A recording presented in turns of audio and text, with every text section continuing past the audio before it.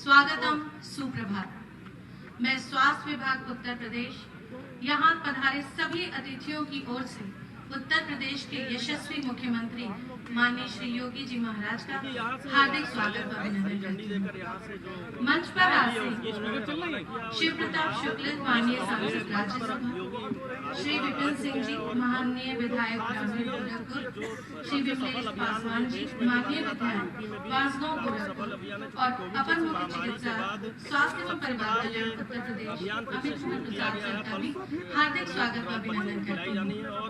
कार्यक्रम को आगे बढ़ाते हुए मैं अपर मुख्य सचिव चिकित्सा स्वास्थ्य एवं परिवार कल्याण विभाग उत्तर प्रदेश महोदय से आग्रह करती हूँ कि सर का एकल पुष्प देकर हार्दिक आभार व्यक्त करें और सभी अतिथियों से आग्रह करती हूँ कि करतल ध्वनियों से सर का आभार व्यक्त करें। आज का दिन गोरखपुर वासियों के लिए एक विशिष्ट दिन है क्योंकि हमारे आदरणीय मुख्यमंत्री जी स्वयं पल्स पोलियो का उन्मूलन हेतु चलाए जा रहे कार्यक्रम का उद्घाटन करने यहाँ पधारे। मैं आग्रह करती हूँ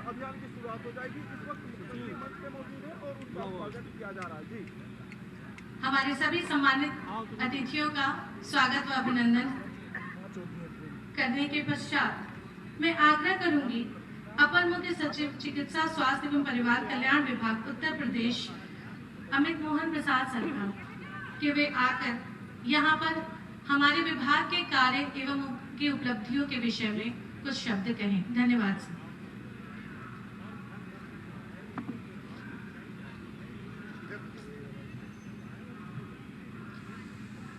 परम आदरणीय मुख्यमंत्री जी, आदरणीय सांसद जी, आदरणीय विधायकगण,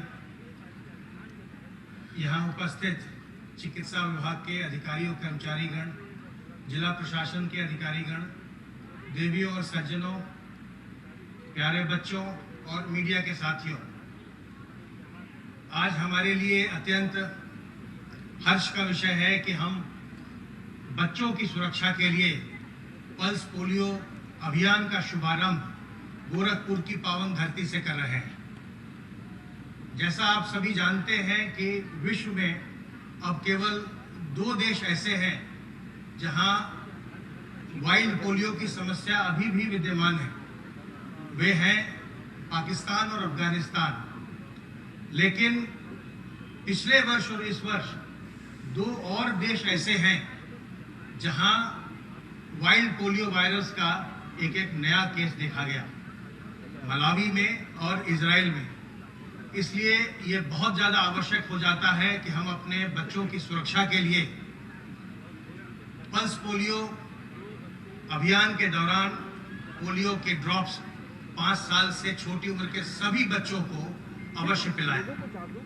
माननीय मुख्यमंत्री जी की प्रेरणा हम सबों में और हमारे विभाग में निरंतर ऊर्जा भरने का कार्य करती है। चाहे वो कोविड के नियंत्रण का अभियान हो, चाहे वो कोविड के टीकाकरण का अभियान हो, हर एक में उत्तर प्रदेश ने नए कीर्तिमान स्थापित किए हैं। कोविड टीकाकरण में भी हम 29 करोड़ 60 लाख से ज्यादा डोज दे चुके हैं। तो क्या करना जो पता चलती थी शर्ट वाली पोलियो में 2010 में फिरोजाबाद में उत्तर प्रदेश में आखिरी केस आया था। उसके बाद से 21 अप्रैल 2010 के बाद से लगभग 12 वर्ष से यहाँ कोई केस नहीं आया है। भारतवर्ष में भी आखिरी केस हावड़ा पश्चिम बंगाल में 2011 में आया था और 2014 में भारतवर्ष को पोलियो मुक्त घोषित कर दिया गया था। लेकिन उसके बाद से भी हम पोलियो का ड्रॉप निरंतर अपने नियमित टीकाकरण कार्यक्रम में भी देते हैं और हम पल्स पोलियो अभियान के माध्यम से वर्ष में 2 बार 3 बार बच्चों को फिर से पोलियो की ड्रॉप्स देते हैं ताकि किसी भी प्रकार की समस्या बच्चों के सामने ना आए। पोलियो से जहां बच्चों में विकलांगता हो सकती है, वहीं कुछ बच्चों की इसमें मृत्यु भी हो जाया करती थी। माननीय मुख्यमंत्री जी के निर्देशन में स्वास्थ्य विभाग निरंतर कार्यरत है और स्वास्थ्य विभाग निरंतर नए नए मानक स्थापित कर रहा है। कोरोना के अलावा इस क्षेत्र में माननीय मुख्यमंत्री जी के निर्देशन में जो जेई और एईएस में अभूतपूर्व कार्य हुआ है, उसकी प्रशंसा पूरे देश ही नहीं पूरे विश्व में होती है। जो कोविड में कार्य हुआ है, उसकी प्रशंसा भी देश में नहीं केवल बल्कि पूरे विश्व में हुई और WHO ने भी इसको सराहा। और अमेरिका से एक एनजीओ है जो कि उत्तर प्रदेश में कैसे प्रबंधन हुआ कोविड का, उसके ऊपर एक फिल्म बना रही है, डॉक्यूमेंट्री फिल्म भी बना रही है। मैं माननीय मुख्यमंत्री जी का आभार व्यक्त करता हूं। उन्होंने अपने व्यस्त कार्यक्रम में से आज के इस कार्यक्रम के लिए समय निकाला और हमेशा ही वो स्वास्थ्य विभाग को अपना आशीर्वाद देते हैं। मैं सर आपका हृदय से आभारी हूं और यहाँ आए हुए सभी लोगों का आभार व्यक्त करता हूं। बहुत बहुत धन्यवाद सर। सभा में उपस्थित सभी को अपने प्रिय माननीय मुख्यमंत्री श्री योगी जी महाराज के अति बहुमूल्य विचारों को सुनने की प्रतीक्षा है। अतः निवेदन करती हूँ माननीय मुख्यमंत्री जी से कि हम सबको अपने आशीर्वचनों से लाभान्वित और अपने आशीर्वाद से सिंचित करें। धन्यवाद सर। करतल ध्वनियों से स्वागत करें सर का।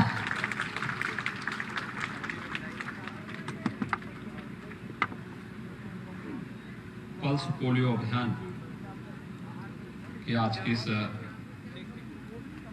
शुभारंभ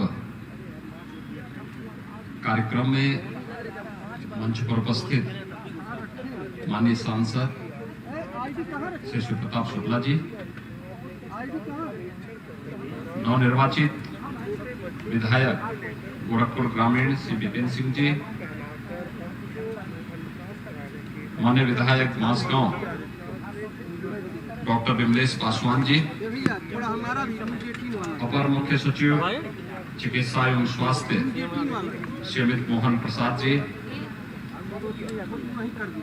गोरखपुर के सभी प्रशासनिक और स्वास्थ्य विभाग के अधिकारीगण और उपस्थित भाइयों बहनों, मुझे हार्दिक प्रसन्नता की अनुभूति हो रही है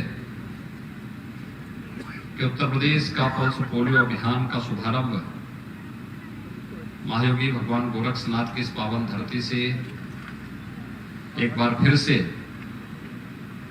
हम इस संक्रामक महामारी जो अस्थायी दिव्यांगता का कारक भी बनती है, इसके उन्मूलन की दिशा में उठाए गए कदमों को एक बार फिर से 1 से 5 वर्ष तक के बच्चों के लिए इस अभियान का शुभारंभ आज यहां पर कर रहे हैं। यद्यपि उत्तर प्रदेश ने पोलियो उन्मूलन के इस कार्यक्रम को आज से 12 वर्ष पहले सफलतापूर्वक इसका समाधान भी निकाल लिया था, लेकिन पिछले 12 वर्ष के दौरान जो बातें दुनिया के अंदर देखने को मिली है कि पाकिस्तान और अफगानिस्तान में अभी भी पोलियो से जुड़े हुए मामले देखने को मिले हैं और बीमारी संक्रामक होने के नाते यह इसका खतरा लगातार बना रह सकता है। इसलिए जब तक कि पूरी दुनिया से इसका पूरी तरह उन्मूलन नहीं हो जाता है, तब तक इस सतर्कता के लिए हमें न केवल वर्तमान को बल्कि भावी पीढ़ी को भी बचाने की दिशा में एक सार्थक प्रयास करना होगा और पल्स पोलियो अभियान उसी का हिस्सा है। हम सब इस बारे में ध्यान में रखते हैं कि सामूहिकता पर कितनी ताकत होती है। जब सभी लोग एक साथ मिलकर के अंतर विभागीय समन्वय के माध्यम से इस कार्यक्रम को आगे बढ़ाते हैं तो उसके बेहतर रिजल्ट भी हम सबके सामने प्राप्त होते हैं।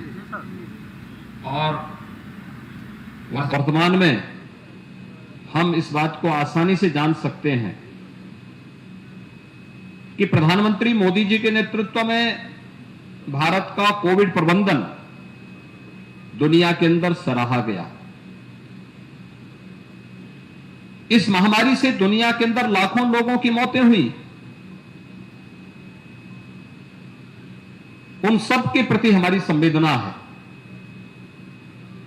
लेकिन भारत के अंदर 4T के सूत्र को अंगीकार करते हुए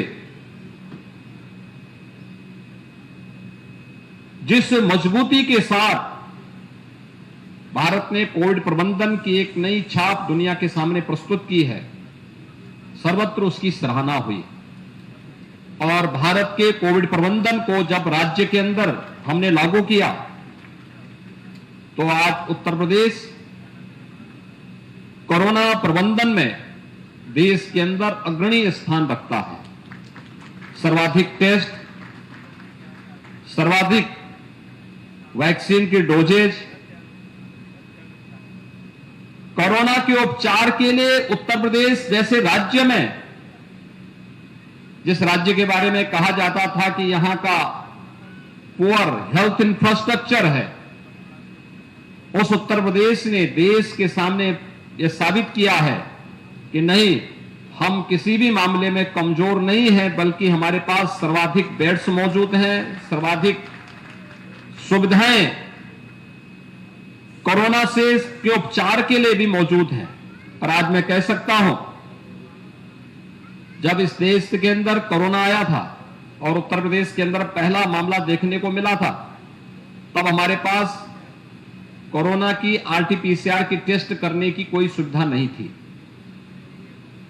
आज उत्तर प्रदेश के हर एक जनपद में हमारे पास RT-PCR का टेस्ट करने के लिए लैब्स मौजूद हैं।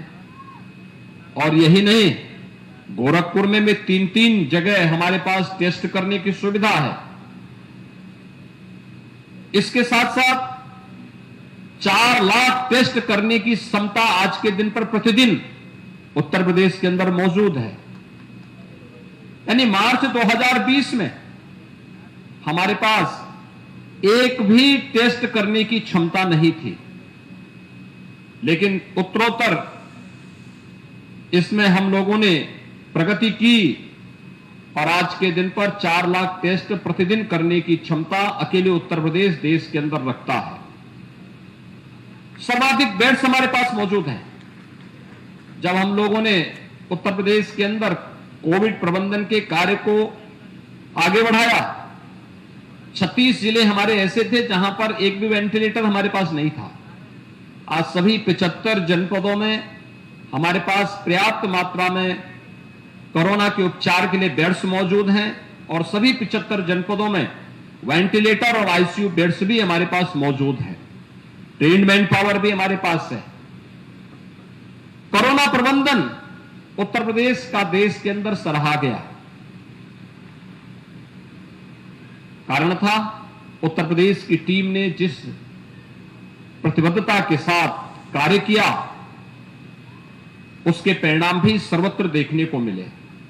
हेल्थ वर्कर्स हैं, कोरोना वॉरियर्स हैं, ANM हैं, आशा वर्कर, आंगनवाड़ी,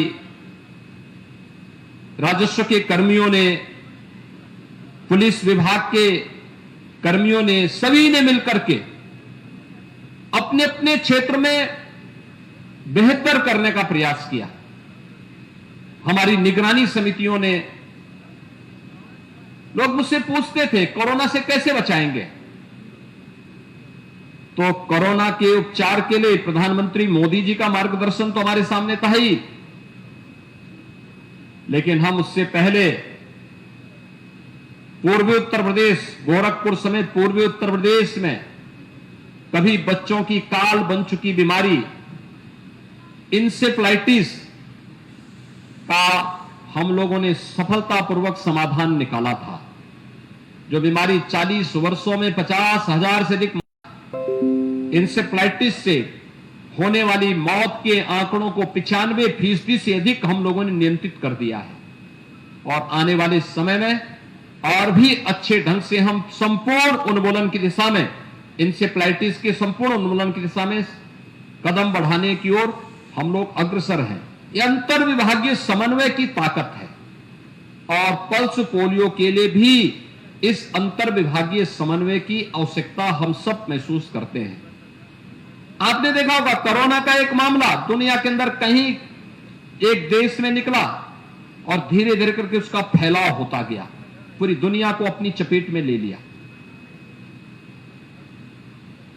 उसमें संक्रमण तीव्र था, स्वाभाविक रूप से इसने कुछ ही महीनों के अंदर पूरी दुनिया को अपनी चपेट में ले लिया। पोलियो भी एक संक्रामक बीमारी है और बच्चों को खासतौर पर अस्थायी अपंगता की ओर लेके जाता है। इसका उपचार है और पल्स पोलियो अभियान जिस प्रतिबद्धता के साथ अपने समय में चला था, उसका परिणाम था कि 2010 में हम लोगों ने पल्स पोलियो के कार्यक्रम को पूरी तरह सफलतापूर्वक आगे बढ़ाया और उत्तर प्रदेश जैसे बड़े राज्य में पोलियो पर नियंत्रण प्राप्त किया गया। पिछले 12 वर्षों में पोलियो का कोई मामला उत्तर प्रदेश में देखने को नहीं मिला, लेकिन जब तक दुनिया से यह वायरस पूरी तरह समाप्त नहीं होता तब तक खतरा बना रहेगा और इसलिए यह अभियान एक बार फिर से प्रारंभ हो रहा है।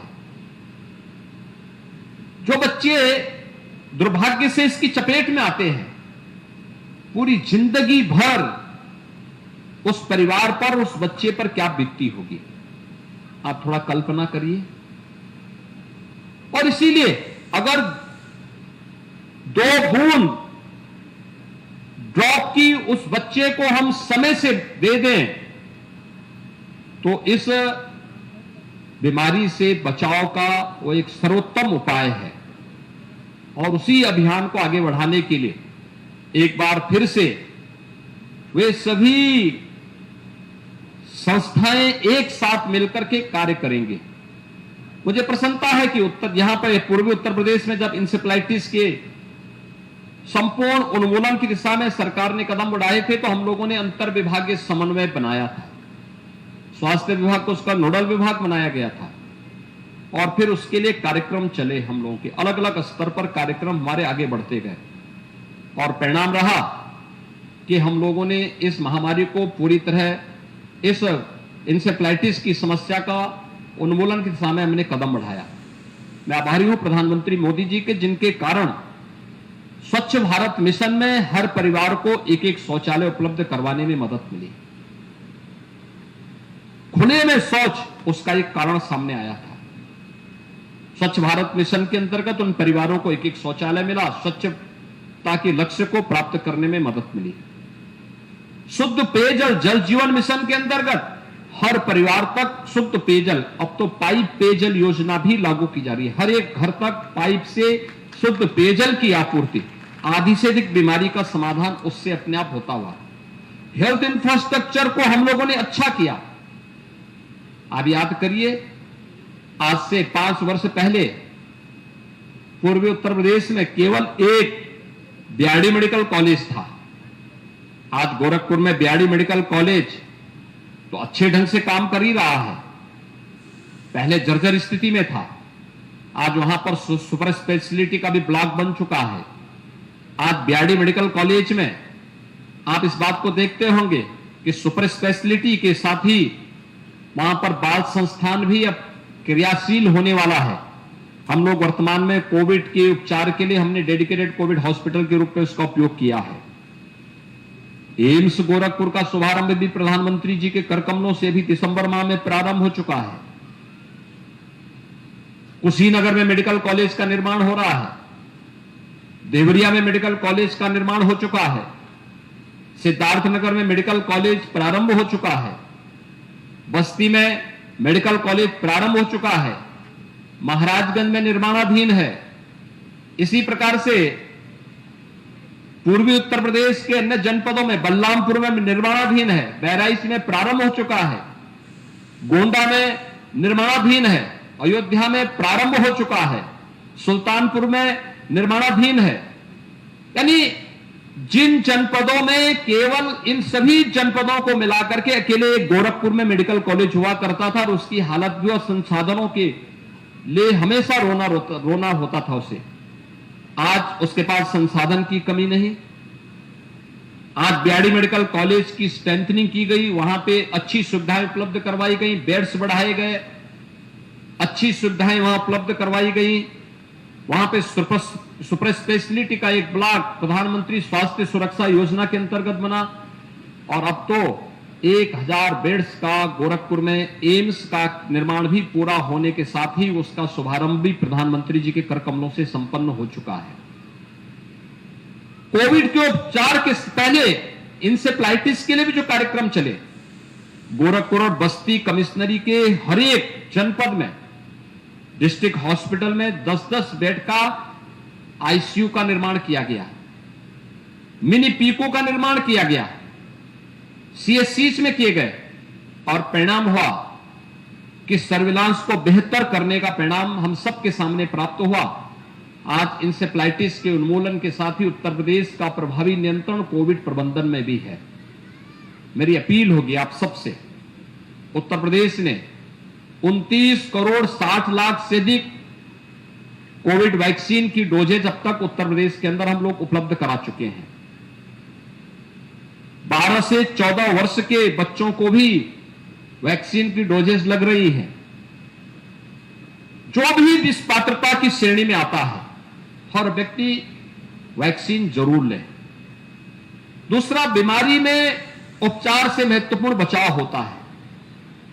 अगर हम बचाव के रास्ते को अपना करके अभी से अपनी तैयारी करें तो मुझे लगता है कि इंसेफ्लाइटिस के बाद कोरोना प्रबंधन उत्तर प्रदेश की सर्वत्र सराहना हुई है और पोलियो उन्मूलन की दिशा में हम लोग पहले ही कदम आगे बढ़ा चुके हैं। 12 वर्ष में एक भी मामला नहीं आया है और मैं अनुमान करता हूं कि हमारा यह अभियान निरंतर आगे बढ़ना चाहिए।